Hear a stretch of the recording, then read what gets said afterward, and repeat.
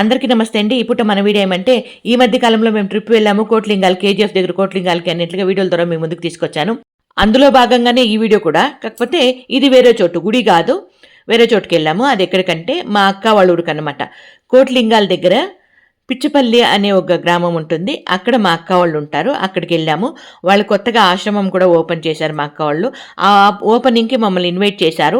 మాకు కూడా స్వామి కార్యము స్వకార్యము రెండు కలిసి వస్తాయి అన్నట్లుగా అదేవిధంగా ప్లాన్ చేసుకొని కోట్లింగాల దేవుడి దర్శనం చేసుకొని దాని తర్వాత మా అక్క వాళ్ళ ఇంటికి వెళ్ళాము. అక్కడికి 1 కిలోమీటర్ ఉంది అంతేనండి.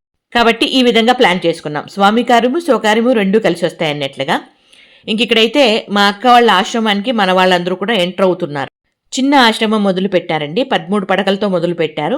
దాన్ని క్రమేణా పెద్ద చేయాలన్నట్లుగా మీ అందరి బ్లెస్సింగ్స్తో వాళ్ళ సర్వీస్ కూడా అన్ని విధాలా కూడా ముందుకు సాగాలని చెప్పనని మనస్ఫూర్తిగా కోరుకుంటున్నాను.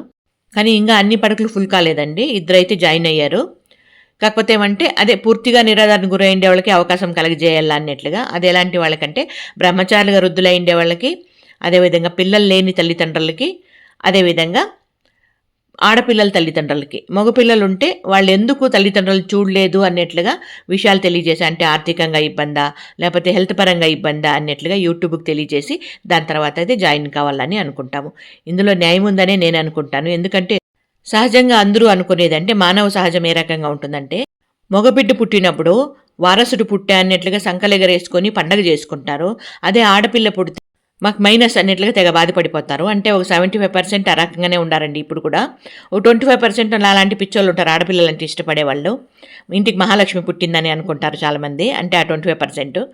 కాబట్టి ఇక్కడేం నేనేం చెప్పాలనుకుంటున్నానంటే కొడుకు పుట్టినప్పుడు వారసుడు పుట్టాని సంబరాలు చేసుకుంటారు కదా, అలాంటి కొడుకు తల్లిదండ్రులు చూడకపోతే వాళ్ళని నిలదీసేదానికి కొన్ని చట్టాలంటూ వచ్చాయి కదా, దాన్ని మనం అమల్లో పెడితే మంచిదని నా ఉద్దేశం. సరే, తల్లిదండ్రులు చూడలేని పరిస్థితి అంటే ఆర్థికంగా చాలా దీన పరిస్థితిలో ఉండో, లేకపోతే హెల్త్ పరంగా చాలా దీన పరిస్థితులు ఉండో, అలాంటి వాళ్ళని మనం ఆశ్రమంలో చూసుకోవచ్చు. ఆశ్రమం అనేది ఎలాంటి వాళ్ళకి అనేది మీకు ఇప్పటికే అర్థమైంది. ఏమంటే బ్రహ్మచారులుగా వృద్ధులైండే వాళ్ళకి, పిల్లలు లేకుండా వృద్ధులైండే వాళ్ళకి, ఆడపిల్లల తల్లిదండ్రులకి. అవునమ్మా, ఆడపిల్లలకి తల్లిదండ్రులు చూసే బాధ్యత లేదని మీరు అనుకోవచ్చు. కాకపోతే ఆడపిల్లలకి పెళ్ళయిన తర్వాత ఆ భర్త అంటే అత్తమామలకి అల్లుడు ఎలాంటి వాళ్ళో తెలియదు, చూసేవాళ్ళు ఉంటే ఓకే మంచిదే.